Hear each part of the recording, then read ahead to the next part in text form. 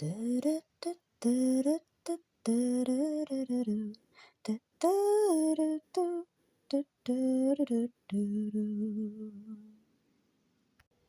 miteinander. Welcome back. We're now on to chapter 15 of The Fairy Caravan by Beatrix Potter. Whilst Sandy and the poultry were entertaining each other in the orchard, Pony Billy, saddled and bridled, trotted away in search of the truant paddy pig. He passed in front of the farmhouse windows. Clink, clink, went his shoes on the cobblestones in the yard. Mrs. Hodgson, darning stockings in the sunny window seat, looked up and listened. Nothing could she see. She threaded her needle in and out and in, and through the stocking foot. Pony Billy passed by the sweet-smelling wallflowers in the old-fashioned garden, where beehives, all a row, stood on a deep stone shelf of the wall that faced the sun. The bees were stirring busily after their drowsy winter sleep.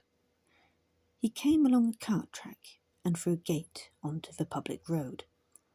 Little sunshiny whirly winds had powdered white dust upon the kingcups under the hedge, belated March dust in April. The cows looked over the hedge at Pony Billy.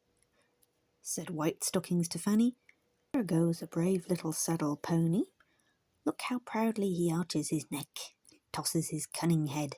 See the brass lockets glittering in the sun, the stirrup irons and the saddle leather. Look at his long flowing tail, and how gaily he picks his steps. He lifts his feet as prettily as Merrylegs or Cricket, who won the prize at Heslington. Where is he trotting to, think you?" said Buttercup Cow to Nancy. Pony Billy trotted along. It was dinner time with the big folk. He met nobody except old Quaker Goodman, jogging leisurely homeward in a low two-wheeled tub. The fat Quaker pony could see Pony Billy, in spite of fern seats. It swerved across the road to leave him room to pass. Old Mr. Goodman laid his whip very gently along the ribs of the fat pony, twere patting her with the handle of the whip. "What, Daisy? Why, Daisy? Why is thee shying at, Daisy? Tick, tick, tick." Staid iron-grey Daisy plodded steadily on. Her thick bobtail swung from side to side. Horses can see things where the big folk can see nothing. Nothing but a silly white stone or a stump on the roadside bank. But horses can see, so likewise can little young children. Two toddling youngsters at play in the dust caught a fleeting glimpse of the fairy pony. They prattled baby talk and clapped their dirty chubby hands. Pony Billy breasted the hill at a canter. He slackened his pace to a walk as he came along over the croft. He pricked his ears and looked down at the village. The big folk were all indoors at dinner. Margaret, the Codling Croft mare, dozed under the penthouse at the smithy. Farmer Hodgson was gossiping at the inn whilst he waited for the blacksmith. Pony Billy came down the croft at a quick, high-stepping trot. His brass lockets shone in the sun. His bright eyes sparkled.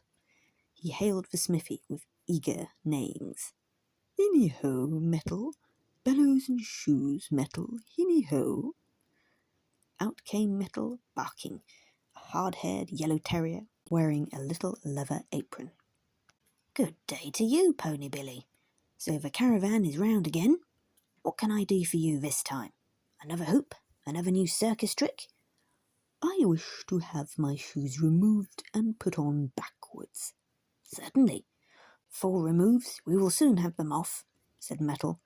"It does not sound very comfortable, but just as you please. I will blow up the fire." Creak, puff. Metal leaned upon the handle of the bellows. Creak, puff, puff. "It will require a little fitting." Metal turned the shoe upon the hearth amongst the small hot coal. Puff, puff. "I will take it out in tickets and treat our smithy cat to an outing." Puff, puff. "I owe her one. I pulled her tail. She did scratch me." Puff, puff. "Why did I do it?" Creak, puff, puff. "I did it because she was black. I thought she was a stray black cat. She went up the chimney, tortoise shell and white, and she came down black. Cheesebox, our smithy cat." Farmer Hodgson's mare yawned dismally. "I am sorry, Margaret. I cannot offer to fit your shoes. Your feet are so large, I could not lift them." The mare laid her ears back. "No offence to a lady. My master says he likes a horse of big open feet." Metal took the white hot horseshoe from the hearth with a little pair of tongs and hammered it daintily on the anvil. "Now your shoes are little fairy shoes, Pony Billy."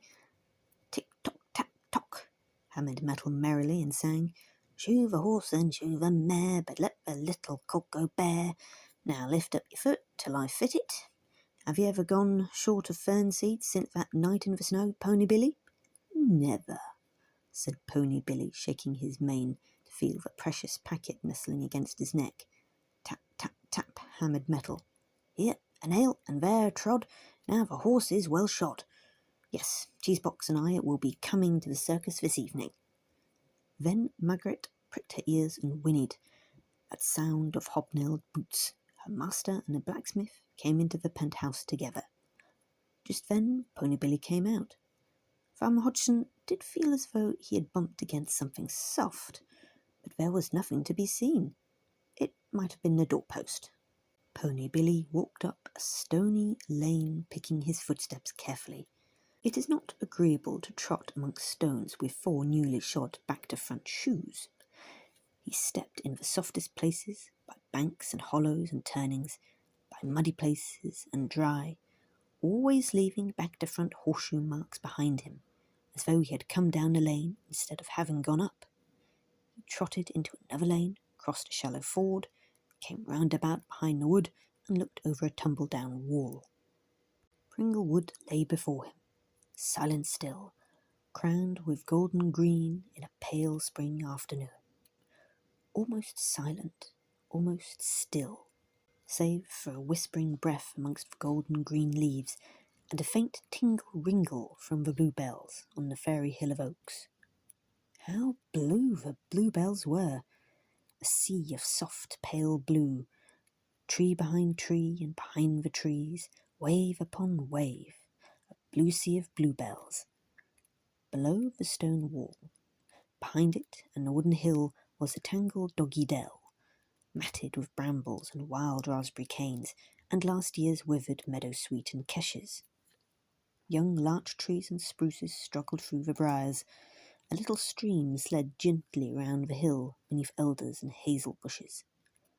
Pony Billy came over a gap in the wall and pushed his way through the tangle, leaving back-to-front footsteps as he squelched through the black earth and moss. Briars tugged his mane. Raspberry canes pulled his tail as though they were fingers.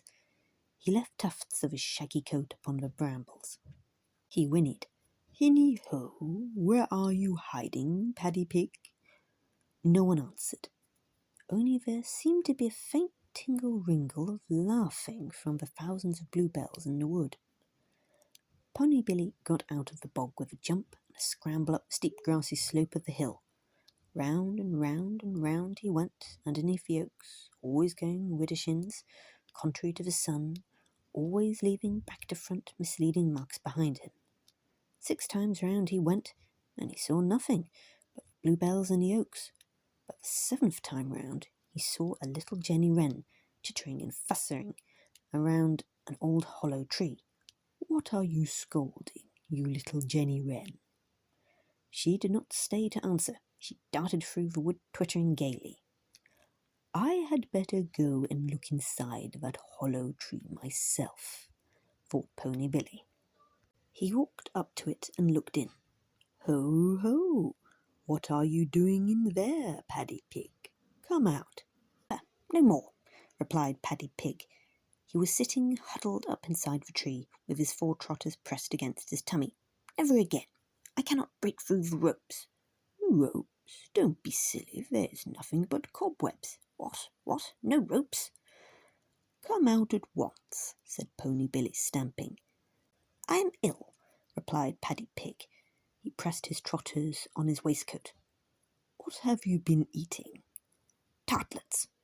"Tartlets in Pringle Wood? More likely to be toadstools. Come out, you pig. You are keeping the circus waiting." "Never. No more shall I return to the go-cart and caravan." Pony Billy thrust his head through the spider webs in the opening, seized Paddy Pig's coat collar with his teeth, and jerked him out of the tree. What? No ropes? But it is all in vain. He sat upon the grass and wept. Try a potato. I brought you some on purpose. What? Potatoes? But is it safe to eat them? Certainly it is, said Pony Billy. They did not grow in Pringlewood. Eat them while I have my nose bag. Then I will carry you home again, pigger-back. We will be chased, and I will fall off. He ate all the potatoes. I feel a little better, but I know I will fall off. Oh, something is pinching my ears. Whatever might be the matter, Paddy Pig's behaviour was odd. He got up on a tree stump and he tried to climb into the saddle. First he climbed too far and tumbled over the other side. Then he climbed too short and tumbled. Then he fell over the pony's head. Then he slipped backwards over the crupper, just as though someone were pulling him.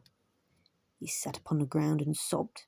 Leave me to my fate. Go away and tell my friends that I'm a prisoner for life in Pringlewood. Try once more. Sit straight and hold on to the strap of lockets, said Pony Billy, tramping through the bluebells.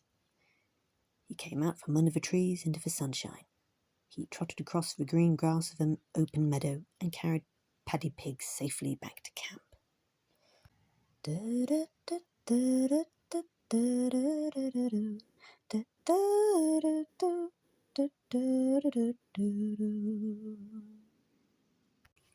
Danke. Thank you for coming today. Hopefully we'll get the next chapter out next week. See you then.